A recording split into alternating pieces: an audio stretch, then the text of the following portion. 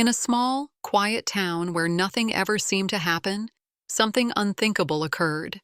On a seemingly ordinary night, a man, or something like a man, walked into a local store, dressed in the most bizarre and chilling way imaginable. A gorilla costume, an outfit that made every onlooker freeze in terror. The store was quiet, the man was silent. No words, no threats, just the cold, terrifying presence of something unnatural. He wasn't there to rob with force, but with fear. Every second that ticked by, the tension grew, and just like that, he vanished. Into the night, into the unknown. But this wasn't just one strange incident. It was the beginning of a chilling crime spree that would haunt this town for weeks. A crime spree that would leave even the police questioning what they were truly dealing with. As law enforcement scrambled to find answers, the figure known only as the Gorilla Bandit became more than just a local legend. He was a terrifying reality, one that would soon be linked to a series of bizarre events none of us could have ever predicted. But who was behind the mask? What twisted force drove a person to dress as a gorilla and terrorize an entire community? And why did this haunting tale spiral into something far darker than anyone ever imagined? In a town that had always prided itself on its peaceful and predictable nature, the events that followed the first robbery left everyone stunned. It was the kind of place where neighbors waved to each other, where the biggest concerns were what to have for dinner or which team was going to win the local football match. People lived their lives without fear, without suspicion, but all of that changed overnight. The first robbery, while shocking, wasn't entirely understood. A man in a gorilla suit walking into a store, calmly taking what he wanted, and then disappearing into the night. It was unsettling, sure, but there was no violence, no confrontation, no chaos. The community tried to dismiss it as an isolated, bizarre incident. Maybe it was some prank or a weird fluke, but when it happened again and again, the community started to feel a growing sense of dread. Over the course of the next few weeks, similar robberies began to occur. Each one followed the same strange pattern. A lone figure, dressed in that unmistakable gorilla suit, would enter a different store or business late at night, commit the robbery with almost eerie precision, and vanish without a trace. It was always the same. No words, no violence, just the suit and the fear that came with it. Locals started talking. At first, the stories were full of disbelief, with people wondering if it could really be happening, or if they were simply misinterpreting the strange events. But as more robberies took place, they couldn't ignore the facts. There was something real happening here, something that none of them could explain. The police were at a loss. No leads, no witnesses who could offer anything concrete.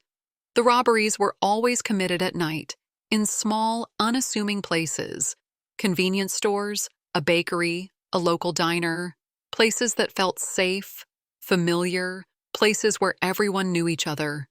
The only thing linking them together was the grotesque figure in the gorilla suit, a figure that seemed more like a nightmare than a man. In every town, there's a point where something that should be a harmless oddity becomes something darker, something that no one can ignore. And that's exactly what happened here. The robberies escalated, the fear grew, and the question on everyone's mind became more and more urgent. Who was behind the mask? As the robberies continued to unfold, the sense of unease in the town grew. What began as a series of strange, isolated incidents quickly transformed into something much bigger. The community was on edge, and law enforcement had no choice but to act. But despite their best efforts, the Gorilla Bandit was slipping through their fingers, leaving behind no trace and no answers. The local police, though dedicated, were unprepared for the scale of what they were facing. The burglaries weren't the typical, straightforward crimes they were used to handling. There were no obvious patterns, no usual suspects.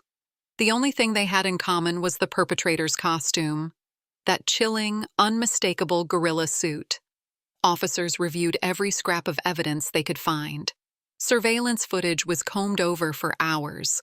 rewatched again and again, but it offered little. The robberies always took place late at night, under the cover of darkness, and the figure in the suit moved with such ease that it was almost as if he was blending into the shadows. The camera footage was grainy, often blurry, and offered only a fleeting glimpse of the suspect. Police also started to look at local businesses and their employees. Could someone from within the community be responsible? A disgruntled worker? Someone who knew the routines of the businesses well enough to slip in and out unnoticed? Yet, every time they thought they had a lead, it fell apart. The town's small size made it even more difficult. Everyone knew each other, which meant that every possible suspect had a solid alibi. It was as if the person behind the mask was someone who blended in perfectly, someone the community had no reason to suspect. Detectives also began to analyze the behavior of the robber. There was something oddly methodical about the way he carried out his crimes. He wasn't aggressive or unpredictable. He didn't seem to be in a hurry. It was almost as if he was playing a game, carefully and deliberately executing each heist with a precision that unnerved the investigators. Rumors began to circulate about the suspect's identity. Some people whispered that the robber was someone with a deep grudge against the community. Others suggested it could be a local prankster, someone using the gorilla suit as a bizarre way to get attention. But as the weeks went by, the police couldn't shake the feeling that they were dealing with something much darker, something beyond a simple robbery spree. With every failed lead and dead end, the sense of frustration among law enforcement grew. They had no choice but to dig deeper. They started to question everything they knew about the town, about the people they thought they knew so well. And as they did, a terrifying realization began to take shape. The Gorilla Bandit wasn't just a criminal. He was a puzzle, one that they weren't sure they could solve. As the investigation into the Gorilla Bandit intensified, authorities began to delve deeper into the psychological aspects of the crimes. This wasn't just about identifying a suspect or solving a case. It was about understanding why someone would go to such extreme lengths to terrorize a community. It was becoming increasingly clear that the figure in the gorilla suit wasn't simply a robber, but someone with a deeper, more disturbing motive. The detectives turned to criminal profilers, experts who could help them make sense of the behavior behind the mask. These professionals analyzed the pattern of the robberies, the calmness with which they were carried out, and the unique choice of costume. Their insights were chilling. One profiler explained that the gorilla suit wasn't just a disguise. It was a symbol, a mask for something far more complex. This isn't a typical criminal. This person isn't hiding behind the mask to escape recognition. They're using the mask to create a persona that sends a message. The gorilla is a symbol of power, primal fear, and aggression, the profiler said. The question is, why this specific symbol? As they dug deeper, they found that the robberies weren't just random. Each time, the Gorilla Bandit chose businesses that were important to the community, places where people gathered, where lives were shared. This wasn't just about stealing. It was about leaving a lasting impression, creating fear, and asserting control. The gorilla suit itself spoke volumes about the robber's psychological state. The suit wasn't just a disguise for anonymity. It was a statement of dominance and power, a representation of an animalistic force that could not be reasoned with or stopped by ordinary means. Further investigation revealed disturbing details about the individual behind the mask. They uncovered a link to a local zookeeper who had been fired under mysterious circumstances. The zookeeper had worked with animals for years, particularly primates, and had a strong attachment to a gorilla he'd once cared for. The animal had been taken away after allegations of mistreatment surfaced, and the zookeeper had been dismissed from his position. While there were no concrete evidence that he had committed any crimes against the animals, the emotional impact of losing the gorilla seemed to have taken a toll on him. As investigators pieced together his background, they learned that the zookeeper had once been in a relationship with a woman who had worked alongside him. She recalled his deep affection for the gorilla, describing it as something more than just a professional bond. It was clear that the loss of the animal had affected him deeply, more than anyone had realized. As the days went by, the investigators began to suspect that the Gorilla Bandit's criminal spree wasn't just about theft, it was about something more personal. The zookeeper, with his affinity for the gorilla, seemed to be using the robberies as a way to get revenge. But revenge against what? Against the system? Against the people who had taken his gorilla away? Or was it a more personal vendetta against the town that had ignored him and his beloved animal? The deeper they looked into his past, the more they realized how twisted the motives might be. This wasn't just a random act of crime. This was someone who had been driven to madness, someone whose identity had become so wrapped up in the idea of the gorilla that he had resorted to wearing the suit and committing crimes to avenge the loss. The more they uncovered, the clearer it became. The Gorilla Bandit wasn't just a thief. He was a man consumed by grief, anger, and a desperate need to reclaim something he had lost. And as the pieces of the puzzle started to fall into place, it became terrifyingly obvious that they were dealing with a criminal who was more dangerous and unpredictable than anyone could have anticipated. As the investigation continued, the question of the Gorilla Bandit's psychological state became impossible to ignore. Law enforcement and criminal profilers alike began to focus not just on the man's actions, but on the deeper motivations driving them. The more they learned, the more unsettling it became. This wasn't just a case of a man robbing stores in a bizarre outfit. This was something that spoke to a much darker, more complex side of human nature. Psychologists working with the police began to hypothesize that the gorilla suit wasn't just a disguise, but a psychological tool, a way for the criminal to channel something deep within himself.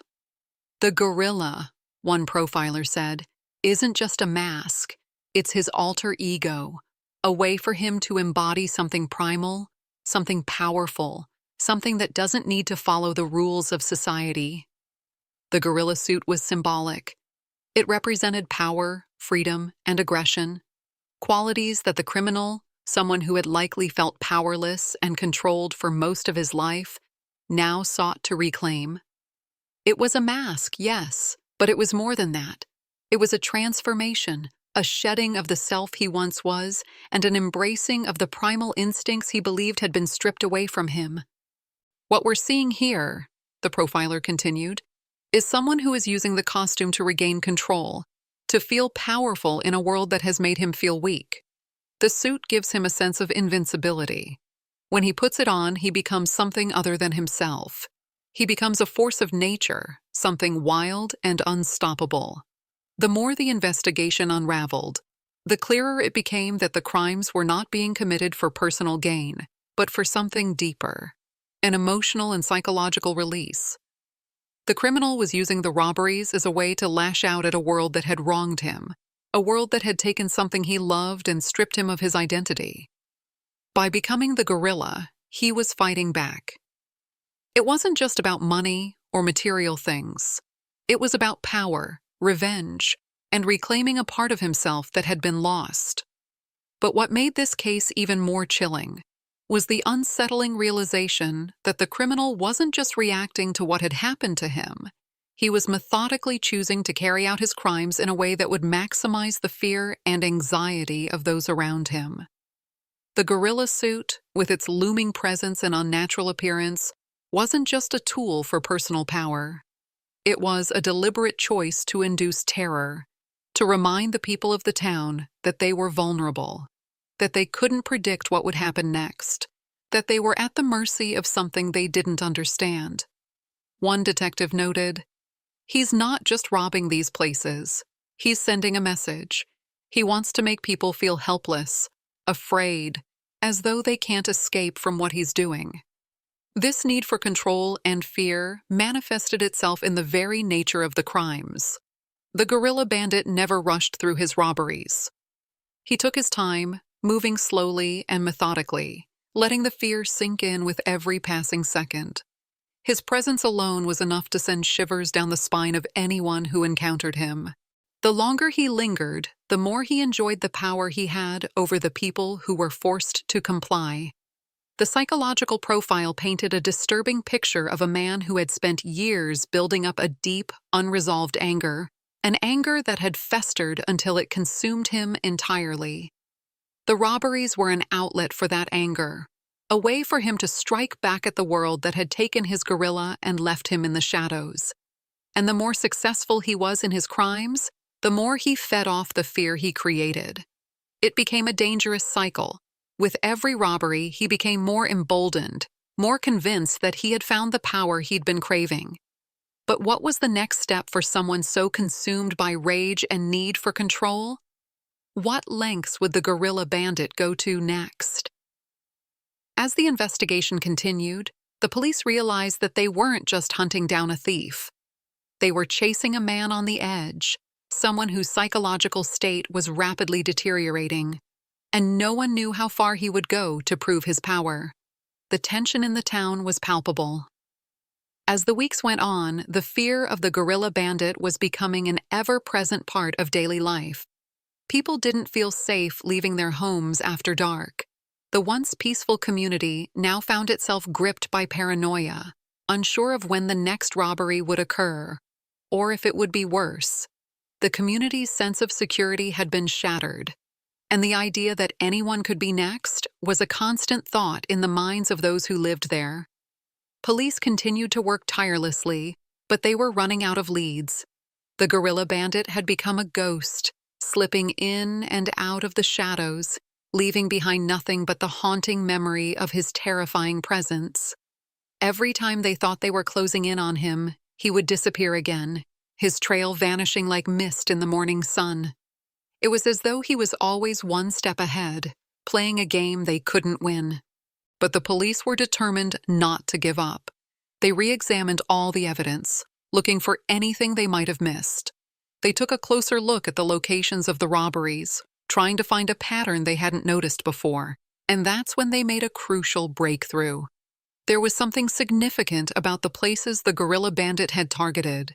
Each robbery had taken place in a business that, in some way, was linked to the community's sense of identity and pride. These weren't just random stores.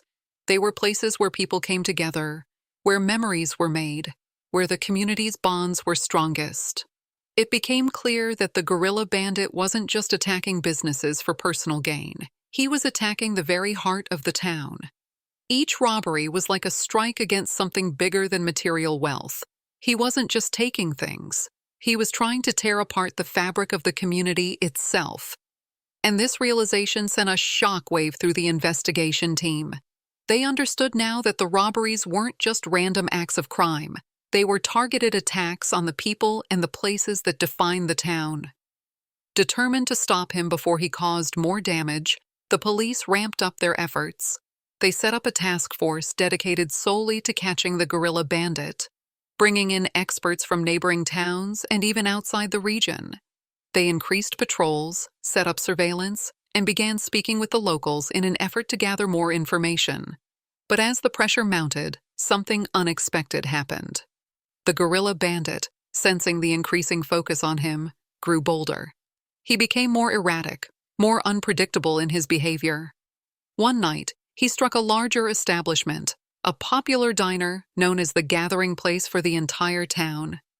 It wasn't just another small robbery, it was an assault on the very soul of the community. The night of the robbery, the place was packed. People were laughing, chatting, eating dinner together, just like they had always done. But when the Gorilla Bandit walked in, everything changed. This time, there was no hesitation, no subtlety. He stormed in, moving swiftly and purposefully through the crowd. The fear was instant. People screamed, rushing for the exits, but there was nowhere to hide. The sight of the gorilla suit, looming over the diners like a living nightmare, caused chaos. It wasn't just about the robbery anymore. It was about fear, pure, unbridled fear. In that moment, the Gorilla Bandit made it clear that nothing and no one was safe. He was willing to do whatever it took to make his point, to make the community feel the same terror he had lived with. The police were called immediately, but by the time they arrived, the Gorilla Bandit had already vanished into the night once again. He had made his statement. And it was louder, clearer, and more terrifying than ever before. This was the turning point in the investigation. The town had been pushed to the edge, and now the stakes were higher than ever. The Gorilla Bandit wasn't just a nuisance anymore. He had become a threat to the very foundation of the community. And as the police prepared for what could be the final confrontation, they knew that the outcome of this case would change everything. The question was no longer about just catching him. It was about stopping him before he did something even worse. As the fear in the town reached its peak, the police were growing desperate. The Gorilla Bandit had made it clear that he wasn't just playing games. He was intent on destroying the community's sense of safety. With each robbery, he grew more bold, and his actions became more unpredictable. He had crossed a line, and now it felt like time was running out for everyone involved. The town was on high alert. People were locking their doors earlier, businesses were installing security systems, and neighbors were staying vigilant. The once close-knit community had turned into a place of suspicion, where no one was sure who they could trust. Everyone was on edge, wondering who would be next.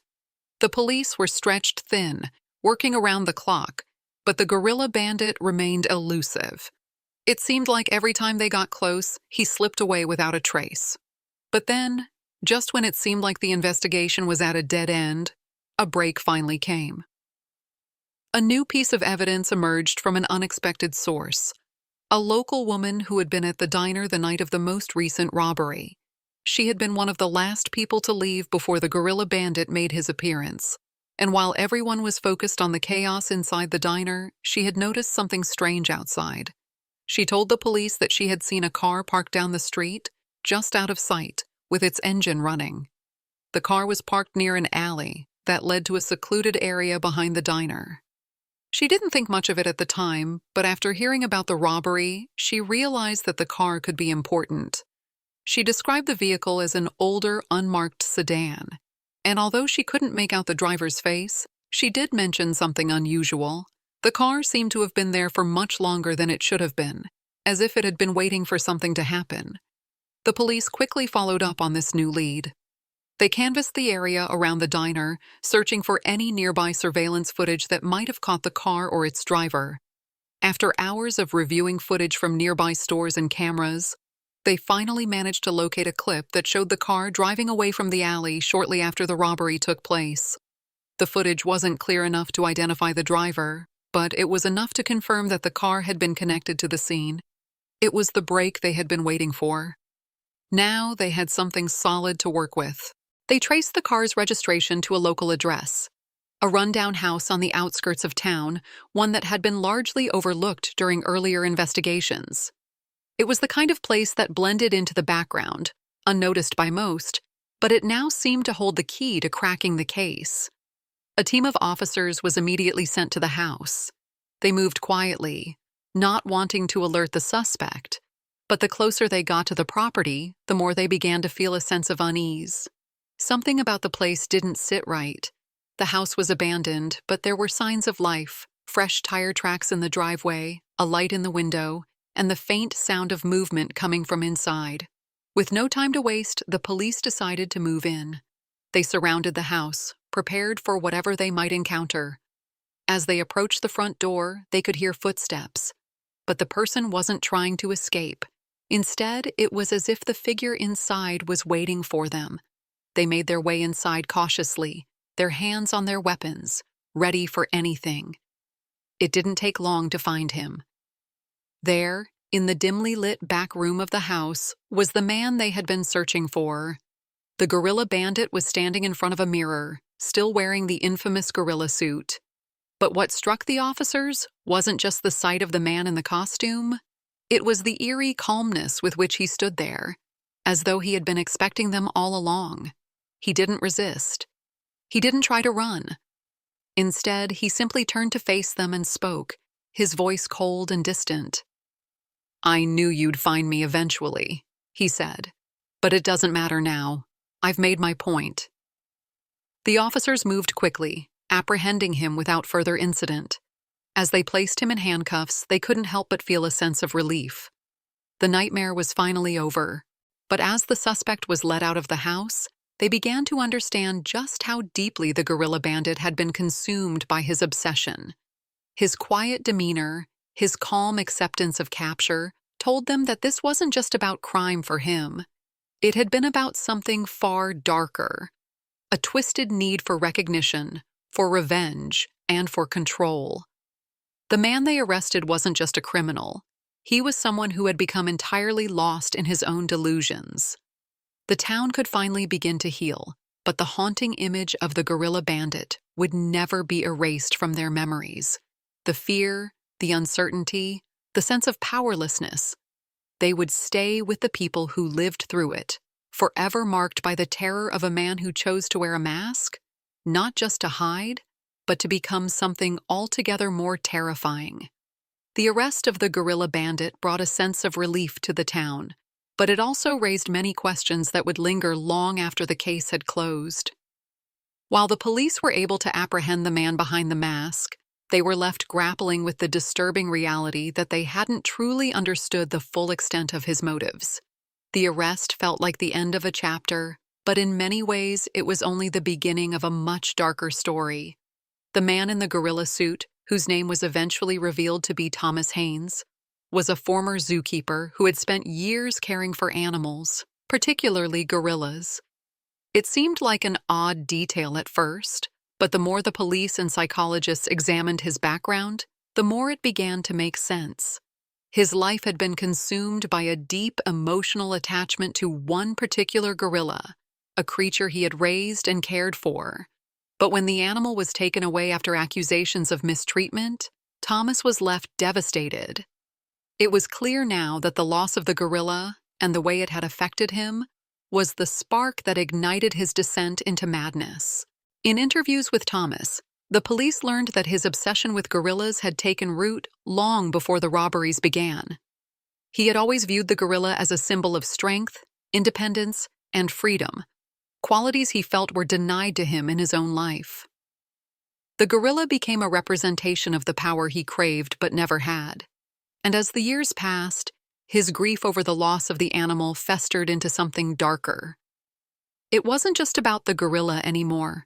It was about reclaiming that power and asserting his dominance over a world that had humiliated him. The crimes weren't just random, and they weren't about money. They were about sending a message.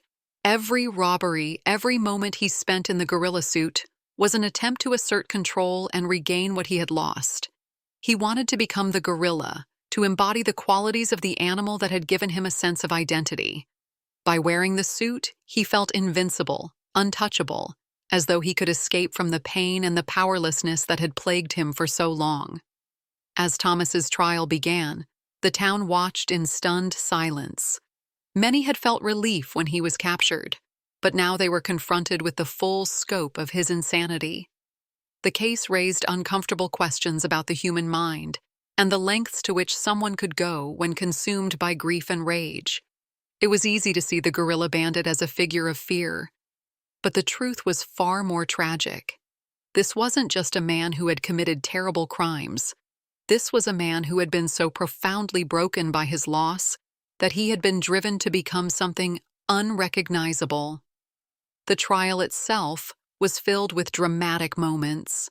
Thomas's defense team tried to argue that he wasn't fully responsible for his actions, citing his psychological state and the years of trauma he had suffered after the loss of the gorilla.